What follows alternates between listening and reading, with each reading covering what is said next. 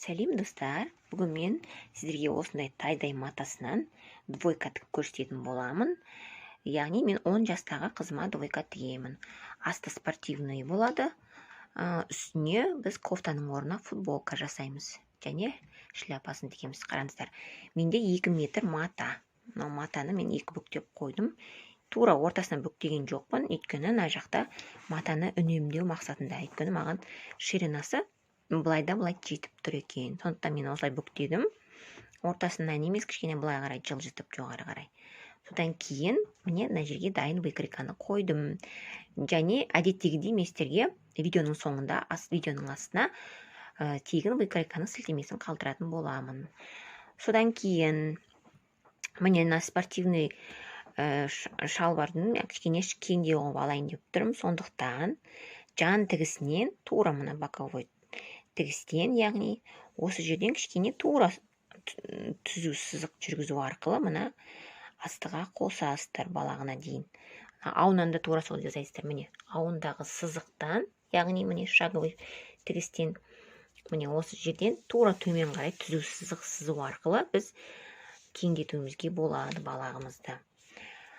Артқы бөлікке келсек, артқы бөлікте де мен тура солай жасадым. Міне мына жерде мынау бөксеміздің жаны, содан тура төмен қарай түзу сызық жүргіздім. Міне мына жерде де тура солай жасайсыздар. Осы жерден осылай ғана кішкене кеңдетеміз.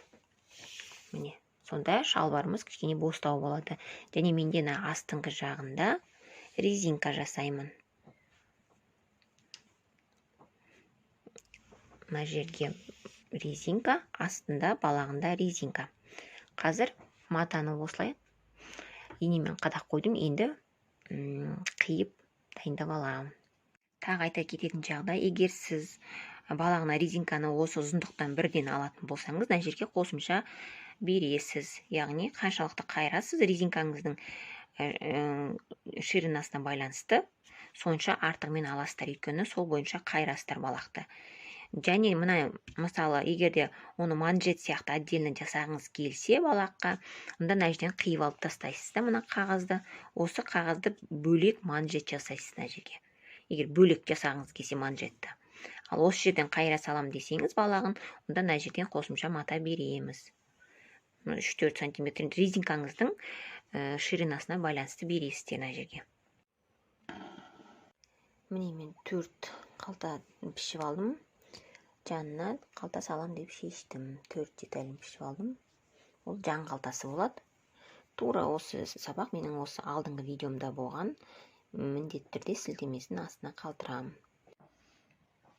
Қазір мен сіздерге қалтаның тағы бір түрін көрсетейін деп отырмын. Ол қалта, яғни осылай жаннан қисық жасалынған қалта болады. Ол үшін біз былай істейсіздер. Міне мынау алдыңғы бөлігі, мынау бізде алдыңғы деталь, міне осы алдыңғы бөліктің мына шет жағасынан былай сол жаққа қарай 5,5 см аласыздар. 5,5 аласыздар. Содан кейін астыға қарай, мысалы мен детскийда астыға қарай 12 см төмен түсірем. 12 астыға 12 түсіріп аламын да, осы екі аралықты осылай ғана просто қоса салам. Көрдіңіздер ме? Сонда осындай сызық пайда болды бізде. Міне. Бұл бізде тігілгенде, мысалы спортивкаларда осындай қалталар болады ғой. Вот осындай қалта болады. Енді бұған осындай 4 деталь кесіп аламыз қалтаның мешковиналарын. Енді мына лицевая сторонасын, осы лицевая сторонаға қаратамыз. Қаратып, осылай тігеміз. Мына жерде тағы да түсіндіре кетейін. Сіздер сызып алған бөлікті қиып алып тастасақ болады. Бізге бөгет жасамау үшін. Осылай қиып алып тастаймыз. Содан кейін мешковинаны дайындап аламыз. Мен мешковинаның лицевая сторонасы. Сол лицевая сторонасын екеуін беттестіресіздер. осылай беттестіріп, мына жердегі қиықты осы жағынан да қиып алып тастаймыз.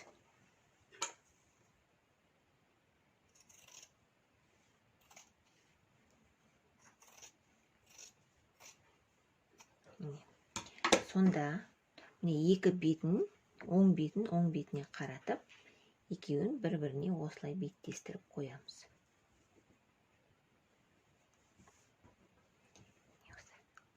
Осылай беттестіріп қоямыз.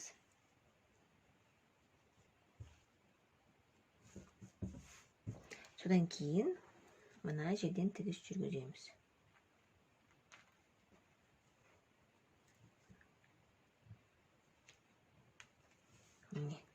Мына жерден бастап, мына жерге дейін осылай тігіс жүргіземіз. Екі жағында тура солай дайындап аламыз. Міне қалтамызды осылай тігіп алдық. Енді мешковинасын тігетін боламыз. Ол үшін осылай қоясыздар да, мына лицевая сторонасына мына қалтамыздың оң бетін қоямыз. Осылай беттестіріп қоясыздар. Міне осылай беттестіреміз. Енді мешковинаның өздерін ғана бір-бірімен осылай ине қадайсыздар. Астындағы матаға тиіспейміз. Тек қана мешковинаның өзін ғана бір-бірімен беттестіріп осылай ине қадап аламыз. Бұндай кезде бізде бұны сразу оверлокпен тігіп алуға да болады. Оверлок болмаса, зигзагпен жүргізіп шықсаңыздар болады. Бірінші жай тігіспен тігіп алып, содан кейін артынан зигзагпен жүргізіп алса болады. Міне, осылайынан, міне мына басынан бастап, бұлай, мына жерге дейін біз тігіп аламыз. Құр мешковинаның өзін ғана, мына мешковинасының өзін ғана. Мына жаққа тиіспейсіздер. Сонда бізде қалтамызды былай оң бетіне аударған кезде бізде міне осындай қалта болады. Мына бәрі осылай тұрады.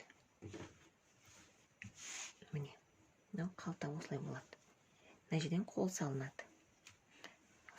Осындай терең қалта, мына ішіне соткада бәрі де сияды. Осындай әдемі қалта болып шығады. Мен қазір арт жағындағы мешковинасын тігіп аламын. Екінші жақ қалтасын тура осылай жасаймыз. Қалтасын осылай оверлокпен жүргізіп алдық. Шеттерін барлығын осылай әдемілеп оверлокпен жүргізіп алдым. Қараңыздар. Енді шалбарымызды, яғни штанишканы оң бетіне аударамыз. Қазір ауын қосамыз. Тура менің сілтемеде қойған видеом бойынша жасап жатырмын. Енді осылай оң бетіне аударып алдық. Енді былай жасайсыздар. Мына екі ауын осылай бір-біріне беттестіреміз. Осылайда. Екі ауын бір-біріне беттестірген кезде бізде алдыңғы бөлігі мен артқы бөлігі осылай тігісі қосылатын болады. Ине қадап алдық. Енді осыны түзу тігіспен жүргізіп шығамын. Сосын артынан оверлокпен жүргіземін. Міне балағын резинкасын осылай тігіп алдым. Мен қазір сіздерге осыны тігудің оңай жолын көрсетемін. Міне осылай ішкі бетіне аударып алдық. Енді осылай төртке екі жанын, ортасын, төртке осылай бөліп белгі салып аласыздар. Яғни балақты төртке бөліп белгі салып аламыз. Екі жанына, екі шетіне. Одан кейін осылай резинканы өлшеп аласыздар, қаншалықты керек. Соны өлшегеннен кейін осылай резинкамызды тігіп аламыз. Одан кейін резинкамызда осылай төрт жағынан осылай белгі салып аласыздар. Міне, төрт жағынан белгі салып аламыз. Міне осылайынан. Одан кейін мына резинкамызды шалбардың, яғни осылай балағына кіргіземіз. Осылай кіргіземіз. Енді қазір белгіленген белгі бойынша беттестіріп, мен қазір ине қадаймын. Міне балағымыздың белгіленген төрт жерінен мен осылай ине қадап алдым. Енді осыны осылай тартып тұрып, мына шетін айналдыра оверлокпен жүргізіп шығамын. Осылай шетін ғана. Мына жаққа тиіспейміз, мына шетін ғана айналдыра оверлокпен жүргізіп шығамын.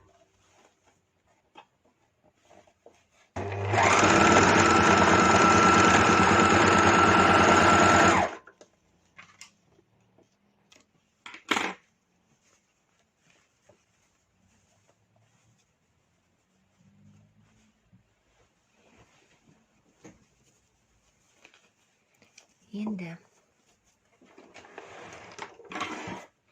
осылай тігіп алғаннан кейін бұны былай ішке қарай аударасыз. Яғни мынау іш жағы былай тұрды ғой, міне осылай тұрды. Сіз енді оны былай аударасыз, бірлет. Осылай ішіне қаратып бірлет аударамыз. Және оверлокқа емес, жай машинкаға мына жерден осылай лапканың бойымен түзу тігіс жүргізіп шығамыз. Сонда бізде балағымыз дайын болады. Мына жер бізде өте тар, мына жерге сыймайды, сол үшін біз алып тастаймыз. Өзімізге ыңғайлы қылып жасап аламыз. Содан кейін жаңағы осы қайырған резинкамыздың бойымен мына жерге кіргізесіздер. Осылай кіргізіп, мына лапканың бойымен тігеміз. Осылай резинкамыз дайын болды. Міне белдігімізді осылай резинкасын айналдыра осылай инемен қадап алдым. Енді осыны осы спортивный штанишкамызға осылай айналдыра оверлокпен тігіп шығамыз. Міне осылай тігістерін келтіресіздер де осылайнан айналдыра оверлокпен жүргізіп шығамыз. Міне осылай айналдыра ине қадап аласыздар. Көрдіңіздер ме? Белдік осылай тұру керек. Содан кейін барып оверлокпен жүргізіп шығамыз.